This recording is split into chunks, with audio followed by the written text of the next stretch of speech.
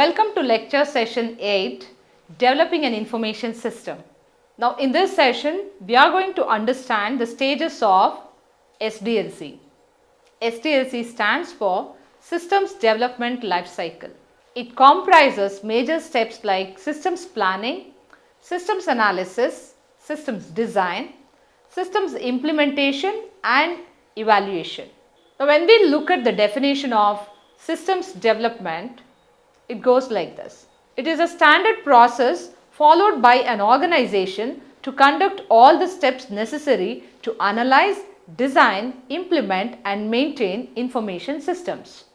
Now when we look at systems development life cycle, it might take few hours to few years to develop an information systems. Now let us say a small business which is wanting to design an information system for its smaller operations. For example, let us say a medical store wants to design a small computer interactive system to deliver its day-to-day operations. Now, there are consultants at individual level who have ready-made softwares or a prototype which is already developed. So, they can just go to that medical store software which they have designed, change the name of the medical store, add on the products available in the existing medical store, change the billing person name, just customize few details, keep it ready and give it. And today with the artificial intelligence or generative AI, it is also possible to quickly design these systems. But when it is a mega project which is applicable for a larger business requirement, or let us say a governance project which is applicable to the whole nation, then systems development life cycle might take many months. The reason is it comprises of systematic analysis and development with these stages like systems planning, systems analysis, systems design, systems development, testing and evaluation, and towards the end, maintenance. Now there are also certain major tasks like training, evaluation, testing and checking to and fro the implementation until it is successful.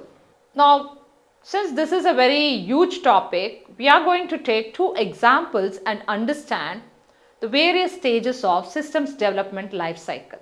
When an organization decides to go ahead for systems implementation, the first thing it does is putting together all the management or the information systems owners together and taking a call on why would they implement this information system. Now, who is going to be the beneficiary of information system and who is going to fund this project or the overall cost of building information systems. Now, there are various stakeholders who come into the picture throughout this whole systems development life cycle. To be specific, at the initial stage of analysis, there are people like who will own the system or who will own the information system, a project manager or a team of project leads who will come and give their inputs on what it takes to implement the whole systems life cycle. Then we might also have business analysts or beneficiaries who come and tell how this project could be helpful or how it can be designed. Now with this we get into an understanding systems development life cycle takes its own time to be designed. Now in the first stage of systems planning, usually lot of discussions occur around the cost, the project benefits and the team which is going to be involved in developing this project and when the project would be initiated, how it would be completed and whole lot of questions like this are analyzed. Once they have clarity on these points, they are going to move ahead. Now if it is a small firm, a business owner might tell like I will need this information system for so and so reasons. Now if it is an organization, there might be a group of managers who are going to propose it to the business owners, take the permission and then initiate the project. Now, if it is a government project, now the government might take an initiation looking at the convenience it could extend to its citizens. Now, in all these situations, a systems development occurs through different phases. So once it has been planned, there are also certain budgeting plans done. So the systems development life cycle's cost is analyzed, proposed, and approvals are taken. Now we move on to the next stage, systems analysis. Now in the second phase of systems analysis, certain major decisions are done with the help of a feasibility matrix. A feasibility matrix enables certain analysis like economic feasibility, technical feasibility, functional feasibility, operational feasibility, and at times there are certain projects which will also analyze cultural or political feasibility, schedule feasibility, operational feasibility, and few more. The feasibility analysis helps the system owners, the designers to understand the project scope in a better sense. There are various people like system architects, system analysts who come into the picture and do this analysis. Lot of information is collected and recorded in what is called as systems requirement documentation process. Now these documentations are going to serve as a master manual or key reports which would be helpful throughout the project design and implementation stages. In economic feasibility, they will try to understand the financial terms, the ROI, and the implementation benefits and costs. Now in functional feasibility, they are going to look at how the systems is going to operate. In technical feasibility, they are going to analyze what would be the hardware, software and other network data resources which would be complementing to the functioning of the overall information systems. Now once all these feasibility analysis are successful, the project moves on to the next stage where all consent is given and the people start working on project designing. Like they start buying hardwares, they start designing the softwares required for that particular information system, integrate it on network, and this designing phase takes lot of to and fro testing if it is a big project. If we look at the UIDA project or the Aadhaar card project which was implemented for the whole nation, it took years together. Now a project of such a scope needs to be implemented in phases. Maybe there is a pilot study done in the initial stage to understand whether the project is moving in the right direction, pause for a while, understand the proceedings of the project so that they get enough time for rectification of deviations and errors, make improvements and then proceed again.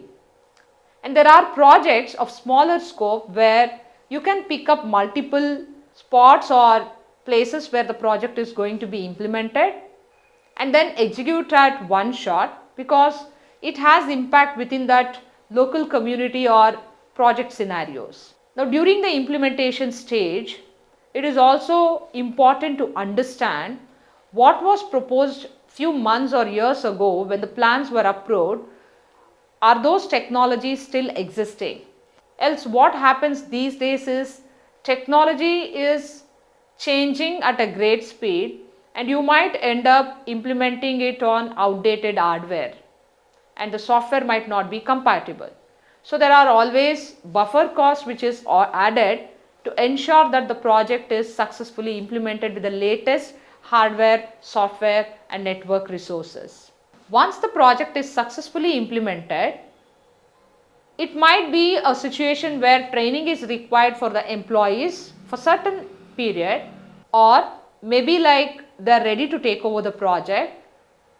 The IT consulting firm which has designed the project will hand over all the details to the information system owners and then there is successful implementations of IT. Now we need to understand it is not one time task which can be completed but a task which needs to be revisited because of hardware and software upgradations.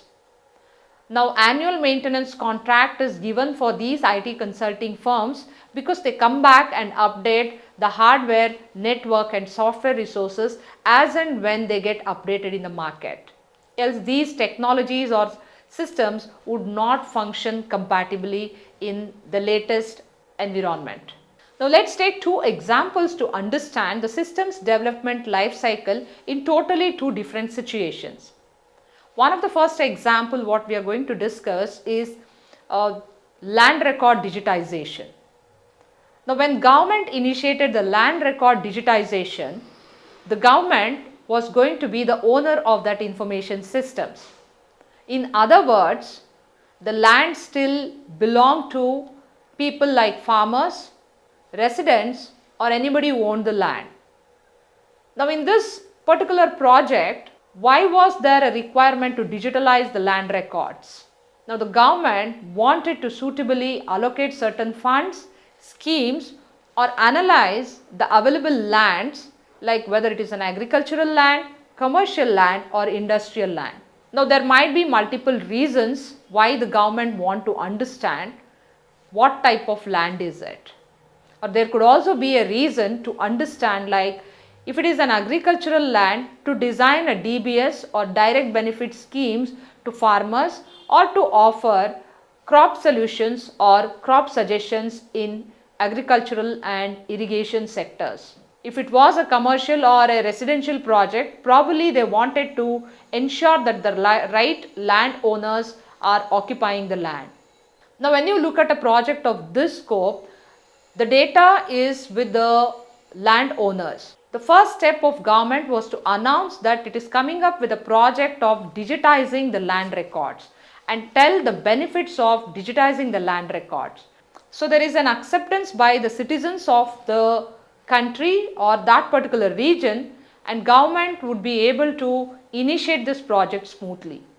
Now initially in a project like this, there is going to be lot of resistance from the landowners because they have to disclose the data.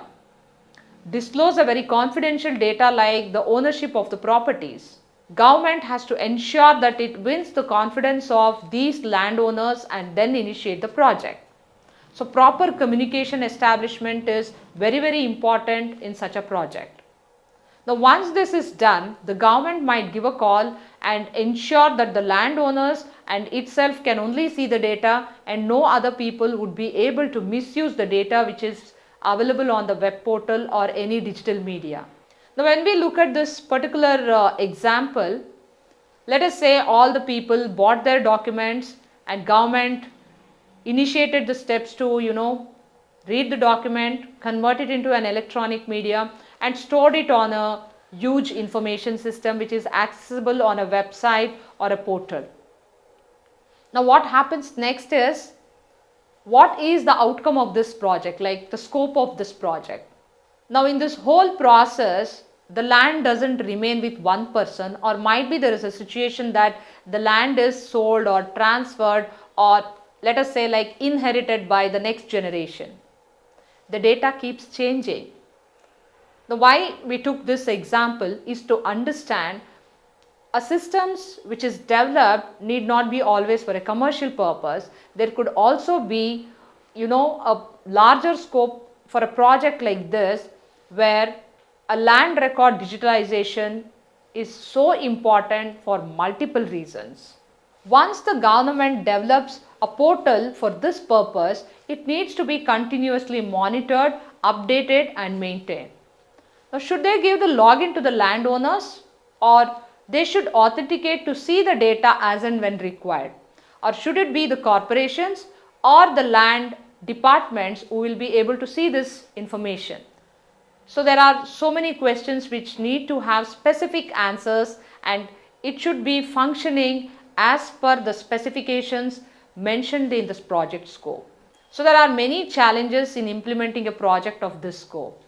Now having understood that, let's take a simple example of implementing an information systems by a factory or an e-commerce portal. In both of these cases, the information system belongs to the particular organization or the factory owners. Now it's quite easy for them to go back and tell to their group of employees or customers that the project is getting initiated for their benefit, and there might be very less resistance for the project initiation because today both employees and customers have enjoyed the benefit of technology. They would definitely go ahead and embrace the technology.